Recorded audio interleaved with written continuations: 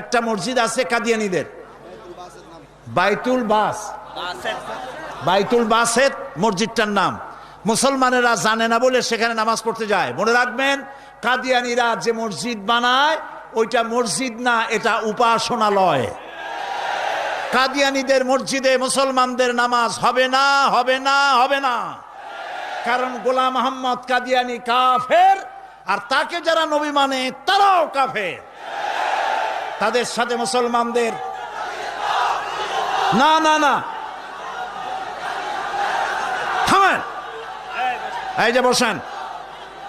আমি কিন্তু এই গরম স্লোগান পছন্দ করি না। কি জ্বালায় পোড়াই দেবেন আপনি? জ্বালানো পোড়ানোর মধ্যে আমরা নাই। আমরা আছি, হক কথা বলি। তাদের অধিকার আছে দেশে থাকার, যেমন হিন্দু, খ্রিস্টান, বৌদ্ধ সকল জাতি যেমন এখানে সাম্প্রদায়িক সম্প্রীতি নিয়ে আছে, কাদিয়ানীরাও সেভাবে থাকবে। তবে তারা থাকবে অমুসলিম হিসাবে, মুসলমান হিসাবে অবশ্যই নয়। তাদের উপাসনার গায়ে কেউ হাত দেবে না, মনে থাকবে এই কথা। আমাদেরকে কোরআনে নিষেধ করা হয়েছে কারো মন্দির ভাঙবে না, কারো গুরুদুয়ারা, কারো গির্জা, কারো চার্চ, কারো প্যাগোডায় হাত দিবে না, ভাঙবে না, এবং কারো দেবতাকে গালি দিবে না, আমার আল্লাহ বলেছেন। মনে থাকবে এই কথা। সুতরাং তাদের উপাসনালয় হাত দেওয়া যাবে না। যেমনি বানাইছে তেমনি থাকুক, তারা নামাজ পড়বে। আমি আমার